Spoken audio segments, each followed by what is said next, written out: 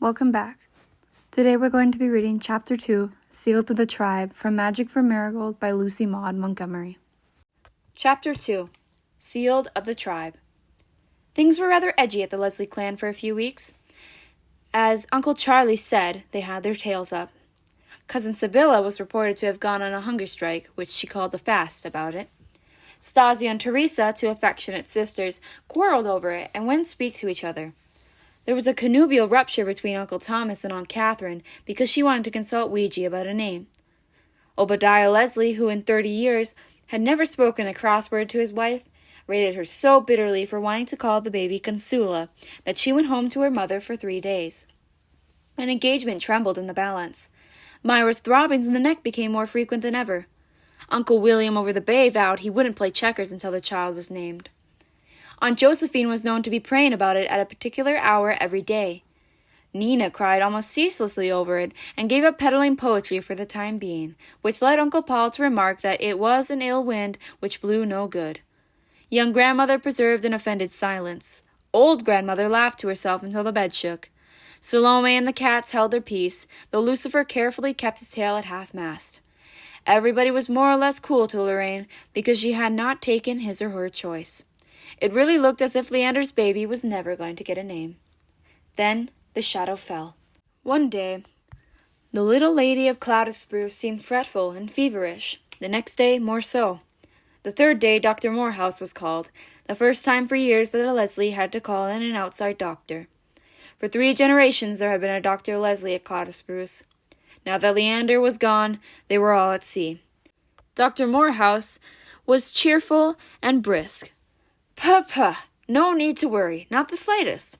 The child would be all right in a day or 2. She wasn't. At the end of the week, the Leslie clan were thoroughly alarmed. Dr. Morehouse had ceased to puh. He came anxiously twice a day, and day by day the shadow deepened. The baby was wasting away to skin and bone. Anguished, Lorraine hung over the cradle with eyes that nobody could bear to look at. Everybody proposed a different remedy, but nobody was offended if it wasn't used. Things were too serious for that. Only Nina was almost sent to Coventry because she asked Lorraine one day if infantile paralysis began like that, and Aunt Marcia was frozen out because she heard a dog howling one night. Also, when Flora said she had found a diamond-shaped crease in a clean tablecloth, a sure sign of death in the year, Klondike insulted her. But Klondike was forgiven because he was nearly beside himself over the baby's condition. Dr. Morehouse called in Dr. Stackley, who might be an evolutionist but had a reputation of being good with children. After a long consultation, they changed the treatment, but there was no change in the little patient. Klondike brought a specialist from Charlottetown, who looked wise and rubbed his hands and said Dr. Morehouse was doing all that could be done, and that while there was life, there was always hope, especially in the case of children. Whose vitality is sometimes quite extraordinary, he said gravely, as if enunciating some profound discovery of his own. It was at this juncture that great-uncle Walter, who hadn't gone to church for 30 years, made a bargain with God that he would go if the child's life was spared, and that great-uncle William over the bay recklessly began playing checkers again. Better break a vow before a death than after it. Teresa and Stasia had made up as soon as the baby took ill, but it was only now that the coolness between Thomas and Catherine totally vanished. Thomas told her for goodness sake to try Ouija, or any darn thing that might help. Even old Cousin James T., who was a black sheep and never called uncle, even by the most tolerant, came to Salome one evening. "Do you believe in prayer?" he asked fiercely.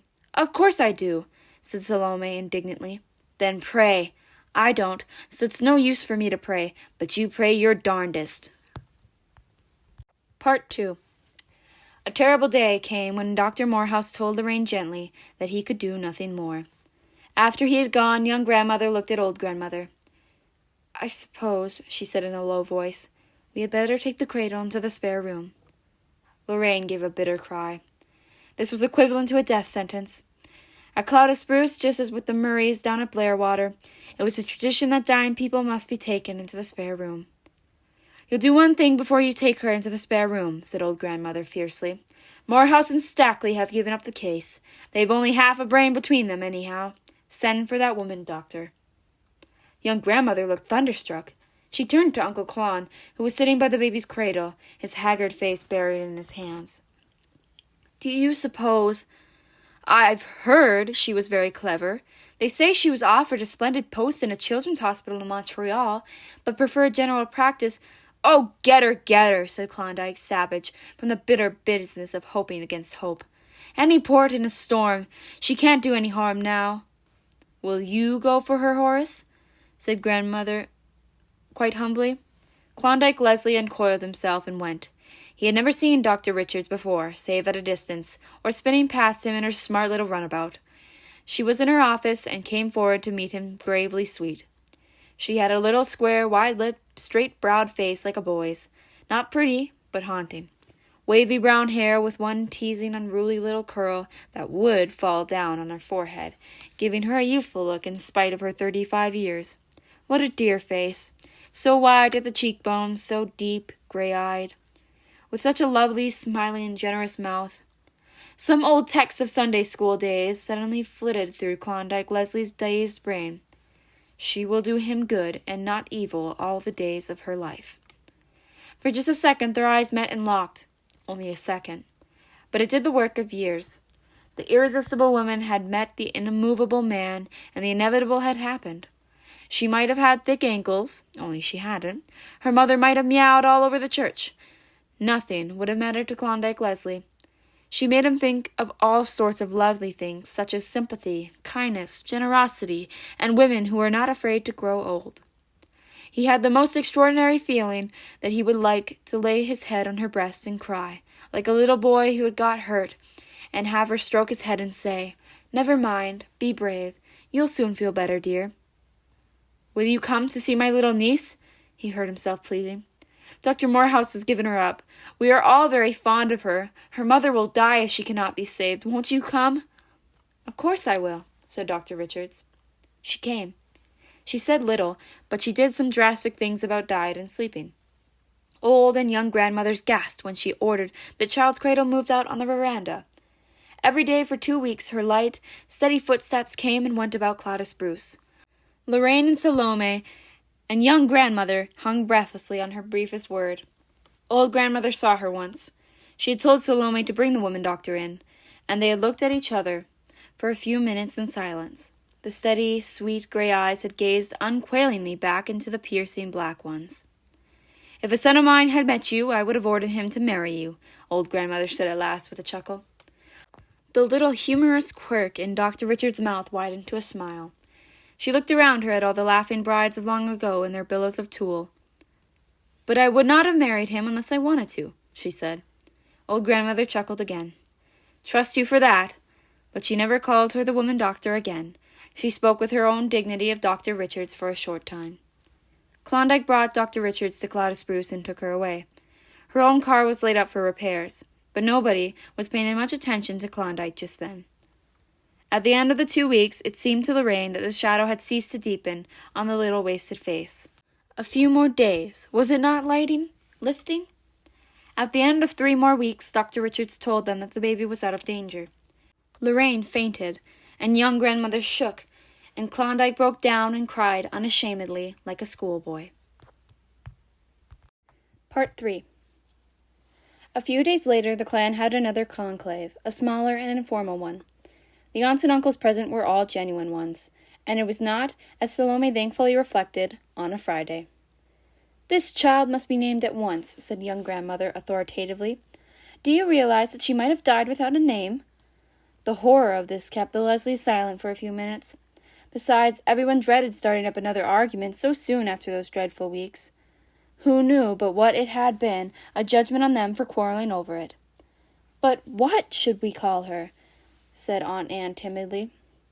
"There is only one name you can give her," said old grandmother, "and it would be the blackest ingratitude if you didn't. Call her after the woman who has saved her life, of course." The Leslies looked at each other. A simple, graceful, natural solution of the problem, if only— "But Woodruff," sighed Aunt Marcia. "She's got another name, hasn't she?" snapped old grandmother. "Ask Horace there what M stands for. He can tell you, or I'm much mistaken." Everyone looked at Klondike. In the anxiety of the past weeks, everybody in the clan had been blind to Klondike's goings-on, except perhaps old grandmother. Klondike straightened his shoulders and tossed back his mane. It was as good a time as any to tell something that would soon have to be told. Her full name, he said, is now Marigold Woodruff Richards, but in a few weeks' time it will be Marigold Woodruff Leslie. And that, remarked Lucifer to the Witch of Endor under the milk bench at sunset, with the air of a cat making up his mind to the inevitable, is that. What do you think of her? Asked the witch, a little superciliously. Oh, she has points, conceded Lucifer, kissable enough. The Witch of Endor, being wise in her generation, licked her black paws and said no more, but continued to have her own opinion. End of Chapter 2. Thank you for listening.